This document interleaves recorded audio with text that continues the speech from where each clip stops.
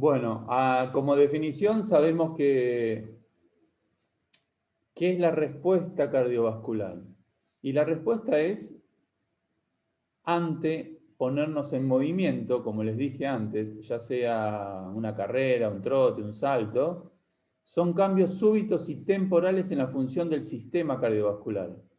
Cuando entendemos sistema, sabemos que es un conjunto de órganos que conforman un aparato y a su vez algo más complejo, un sistema, en el cual se considera como sistema cardiovascular al músculo, al miocardio y al sistema arterioso, conjuntamente arterias y venas.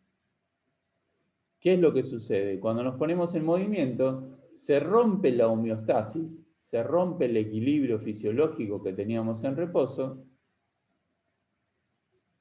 y hay receptores que captan ese desequilibrio. Estos receptores van a enviar señales al sistema nervioso central y es allí donde se va a dar la respuesta a través del sistema cardiovascular. ¿Para qué? Para volver a la homeostasis, para volver al equilibrio del medio interno. Entiendan como medio interno todo lo que tiene que ver con el sistema cardiovascular, nervioso y endocrino. Siempre que se habla de medio interno, se habla sobre la homeostasis de los líquidos corporales. Y esto es a través de un feedback o una retroalimentación. ¿Qué es una retroalimentación? Por ejemplo, comienzo a trotar, el músculo consume oxígeno, los receptores del músculo le informan al sistema nervioso central que hay una demanda de oxígeno y el sistema nervioso central genera una respuesta, por ejemplo, la vasodilatación en el músculo que está activo. ¿Para qué? Para que llegue mayor cantidad de sangre, mayor cantidad de nutrientes, mayor cantidad de oxígeno y se puedan eliminar los detritus, los desperdicios de esa función metabólica. Eso quiere decir retroalimentación. Es una respuesta que está siempre mediada por un feedback o una retroalimentación. Entonces, de este punto de vista, podemos decir que el sistema cardiovascular cumple 3 objetivos muy importantes. Uno de ellos es adecuar la irrigación sanguínea. Y esto se conoce con el nombre de redistribución del flujo sanguíneo. ¿Cómo? ¿Cómo es esto? A ver, profe, ¿qué es la redistribución? Y por ejemplo, volvemos al mismo ejemplo. Yo comienzo a trotar, necesito más aporte sanguíneo en los miembros inferiores, por consiguiente hay una vasodilatación en los miembros inferiores. Entonces es de pensar, si yo hago una vasodilatación en los miembros inferiores y envío mayor cantidad de sangre, ¿qué pasa con el resto de los órganos? ¿Reciben menos sangre? Sí, exactamente es así. Entonces, hay una vasodilatación en el territorio que está en actividad física y hay una vasoconstricción en los territorios que no están realizando actividad física. Entonces eso se conoce con el nombre de redistribución del flujo sanguíneo. Imaginemos que tenemos aproximadamente 5 litros de sangre como volumen total. Y yo me tengo que manejar con ese volumen, es decir, si yo en algunos sectores del cuerpo, cuando estoy haciendo la digestión, necesito mayor aporte sanguíneo para hacer la digestión, envío más sangre, pero automáticamente disminuyo el flujo de sangre en otros territorios. Por ejemplo, en la piel. Si escuchan roncar, tengo a 2 perritas acá al lado del hogar y están roncando, no sé, bueno, da una fea impresión, pero bueno, no soy yo. Entonces, eso es redistribución del flujo sanguíneo. Por ejemplo, nos juntamos a comer un asado con muchas achuras, mucho tenor graso en la comida. La digestión está aproximadamente entre 2 y 3 horas el aparato digestivo tratando de diluir las grasas. Si yo a la media hora de haber comido salgo a trotar, la sangre se encontraba concentrada en el aparato digestivo. Por consiguiente, distribuye mayor aporte sanguíneo al sistema digestivo.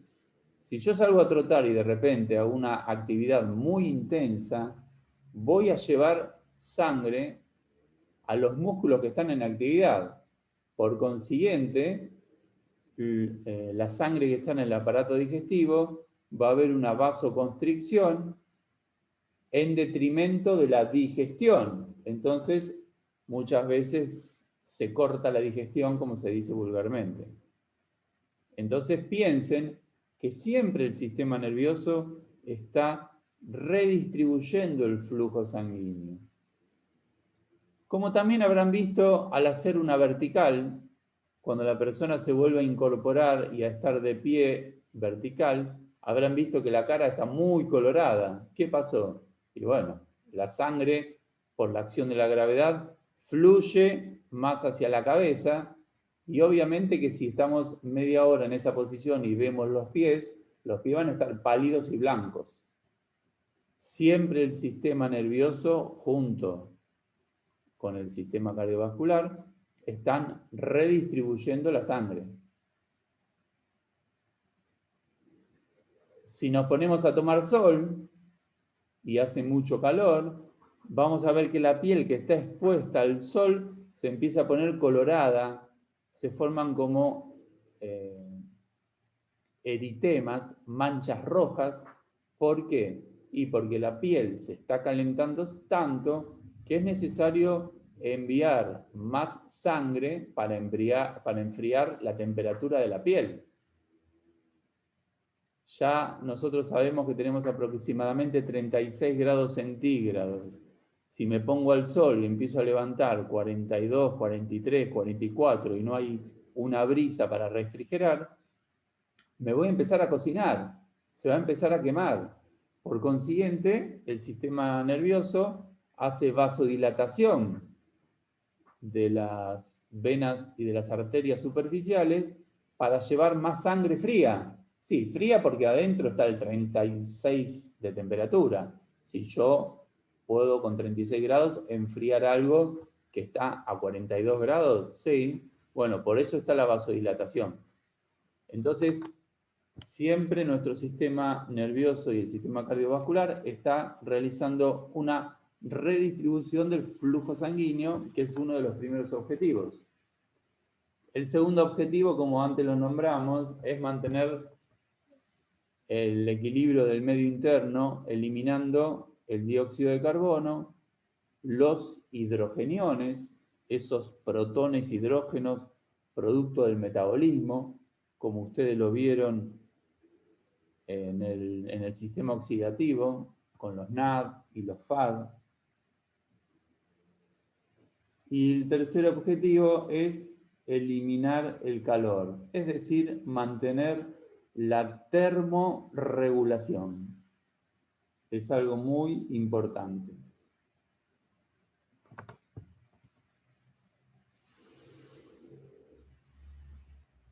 Bien, ¿se está entendiendo? Sí, profesor. Profe, una pregunta. Sí. Con respecto al primer objetivo, cuando se activa el sistema nervioso y hace vasodilatación, ¿puede suceder que cuando nos hacen un comentario intimidante, por ejemplo, que uno eh, te dice algo y te pones nervioso o quizás tímido y se te pone la cara colorada, se puso colorado. ¿También hace eso? También hace eso, exactamente. El sistema nervioso en realidad, ustedes lo habrán estudiado, hasta en la escuela primaria se estudia, pero lo que pasa es que no le damos mucha bola o se estudia mal, como diría Rosler. El sistema nervioso y el sistema endocrino son los coordinadores y los reguladores del cuerpo. Están continuamente realizando esa tarea. No solamente cuando te dicen algo y te pones tímido o vergonzoso, sino también con las emociones. Lo que pasa es que a veces nosotros pensamos en forma tan parcializada que nos cuesta integrar todo. Pero si vos estás Sergio, con... cuando hablas de nerviosismo y eso, ¿también aparece el simpático o estoy diciendo cualquier cosa? No, también. Cuando una cosa es el sistema nervioso central y otra cosa el sistema nervioso periférico junto con el autónomo, ¿no? Siempre están continuamente regulando los tres, sistema nervioso central juntamente con el sistema nervioso simpático y parasimpático. Y No, vieron que porque por esto muchas... de que decías por esto de que decías que te pones rojo y todo, digo, viste que uno se pone nervioso y yo tenía entendido que en esos casos normalmente es el que se activa es el simpático. Claro, es el sistema nervioso. Cuando decimos sistema nervioso involucramos todo. Es el sistema nervioso, exactamente. Lo que pasa es que cuando hablamos del sistema nervioso central, me acuerdo la explicación brillante que dijo Horacio Rolón, que dijo, es lo que está en el centro, así nomás, y es eso. Y el sistema nervioso parasimpático es medio periférico, está por fuera de la columna y es más periférico, pero es el sistema nervioso, es una integración de todo. Bueno, profe, pero no me nada. No quería decir cómo estaba compuesto, cómo se dividía. Ah, te escuché en forma parcial. No, digo que no me dejaste terminar ese día, me cortaste y seguiste vos. Y bueno, Por eso me quedé. es un momento ahora es el momento entonces. Ya que saltaste a cabecear, Ah, siempre me meto. dale. Ah, bueno, eso. Bueno, eso es porque vieron, como les digo, chicos, uno estudia y cuando estudiamos vamos clasificando, porque es imposible estudiar todo junto. Entonces lo vamos clasificando y en esa clasificación caemos en un desuso de la información. Por eso les dije, estamos estudiando fisiología del entrenamiento de la resistencia, pero esto sucede siempre. Sucede siempre. Estamos viendo cómo reacciona el sistema cardiovascular ante el ejercicio y en realidad es ante el movimiento, ¿no? Y también es ante las emociones y los pensamientos. Siempre es así. Si tenemos pensamientos positivos, hay acciones en nuestro cuerpo y todo por el sistema nervioso autónomo. Es más, esto les quería decir, el sistema nervioso autónomo no es tan autónomo. ¿Qué les quiero decir? Que hay gente que puede manejar y tener control del sistema nervioso autónomo. He visto algunos videos, si los buscan o googlean por ahí, van a ver cómo quienes controlan la actividad mental pueden desencadenar respuestas en el cuerpo. Como tu Sam. Sí, no sé si Tusam era tan Tusam o era medio chamullo, pero por ejemplo hay yogis, gente que hace yoga muy experimentada, que logra descender la frecuencia cardíaca y la presión arterial a valores más bajos que los del reposo. No te digo estando casi falleciendo, pero logra descender mucho. ¿Y cómo lo hace? Y con el estado mental. Bien. Igual que los chabolines suben a la montaña, están en la nieve en cuero y elevan su temperatura corporal sin moverse. ¿Viste? Eso también lo había visto. ¿Sí? ¿Cómo puede ser? ¿No sienten frío?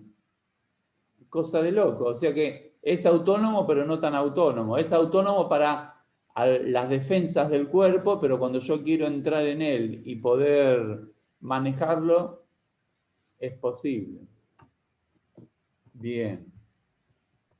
Bueno, entonces ahí vimos los objetivos del sistema cardiovascular.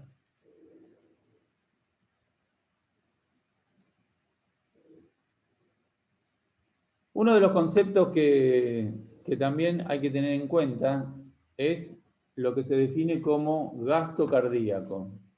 A mí no me gusta mucho la utilización de la palabra gasto cardíaco. Yo a veces la reemplazo por la palabra volemia. Porque gasto cardíaco es la cantidad de sangre que el corazón hace circular por minuto. Dicho también de otra manera, es la cantidad o el volumen de sangre que el corazón bombea por minuto. Entonces, el gasto cardíaco o volemia, si yo quiero encontrar y buscar la fórmula, sería igual a la frecuencia cardíaca por el volumen sistólico. Si yo tengo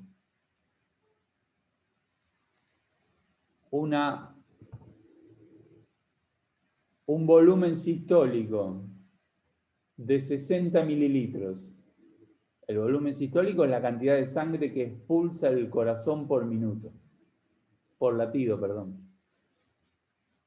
Y si yo tengo una frecuencia cardíaca de 80 pulsos por minuto, mi corazón en ese momento está bombeando aproximadamente 5 litros de sangre.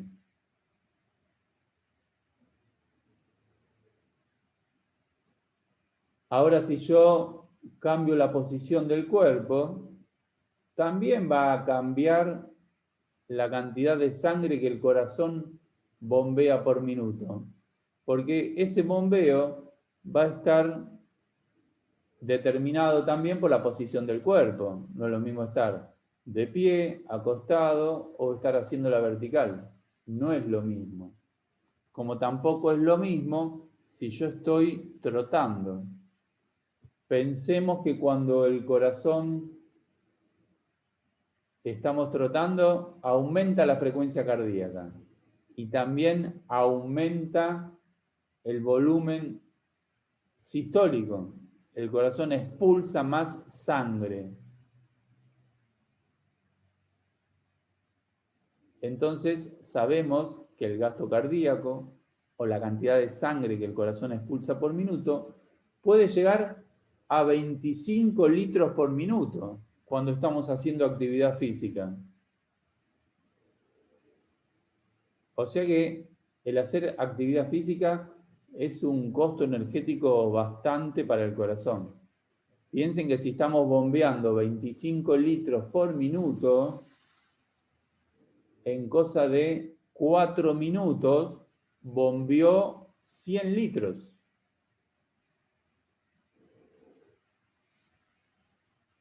Es bastante. Bien. Perfecto. ¿Alguna pregunta, chicos?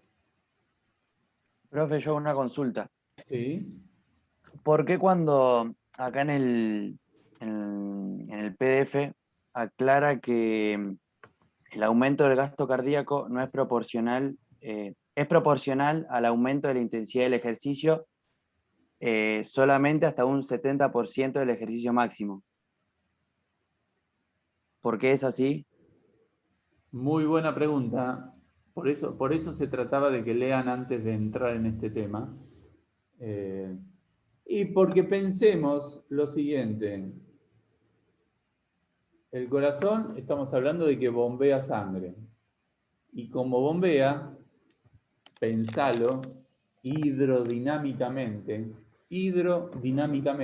como una bomba.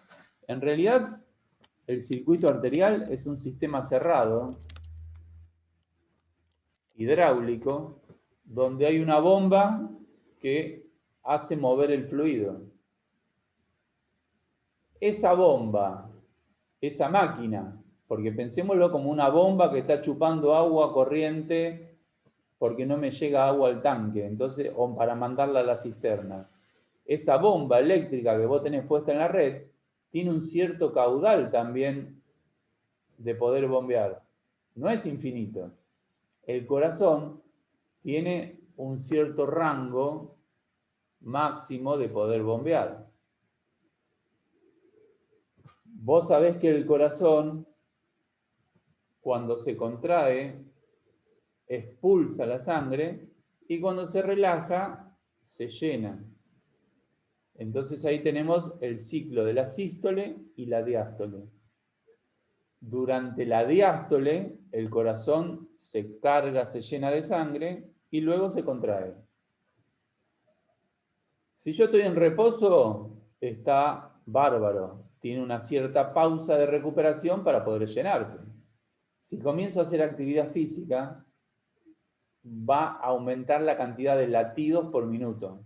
Es obvio. Si sigo aumentando la intensidad de la actividad física, sigue aumentando la frecuencia cardíaca.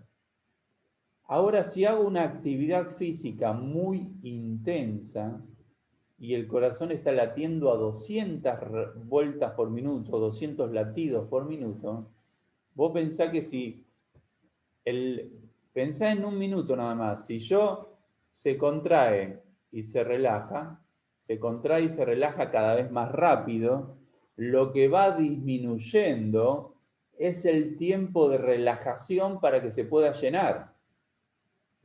Entonces, ese número que tiraste vos, que está muy bien, el corazón, alrededor del 70%, ¿qué habías dicho del VO2? Dice del ejercicio máximo. Al 70% de la capacidad máxima del corazón, de la intensidad, hasta ahí, a medida que aumenta la intensidad, va aumentando la capacidad del corazón de contraerse y expulsar cada vez más sangre. Pero eso tiene un límite. ¿El límite cuál es? El 70% de la intensidad máxima. Cuando yo voy superando el 70% de la intensidad máxima, al corazón le cuesta ingresar y cargarse bien de sangre en la diástole, por consecuencia, baja el rendimiento de la bomba, no expulsa la misma cantidad. Es decir, que a medida que la intensidad del ejercicio aumenta, la eyección del corazón aumenta. Pero hay un límite que es justamente el 70%, donde después de ese límite empieza a decaer la eyección de sangre del corazón. ¿Está? Es eso. Y ese es el motivo. El motivo es que al aumentar la frecuencia cardíaca, le resta tiempo a la diástole. Por consiguiente, el corazón no se llena bien de sangre. Y por consiguiente, expulsa menos que antes. Bien, cortamos aquí y les doy otro enlace para poder unirnos otra vez. Hasta luego.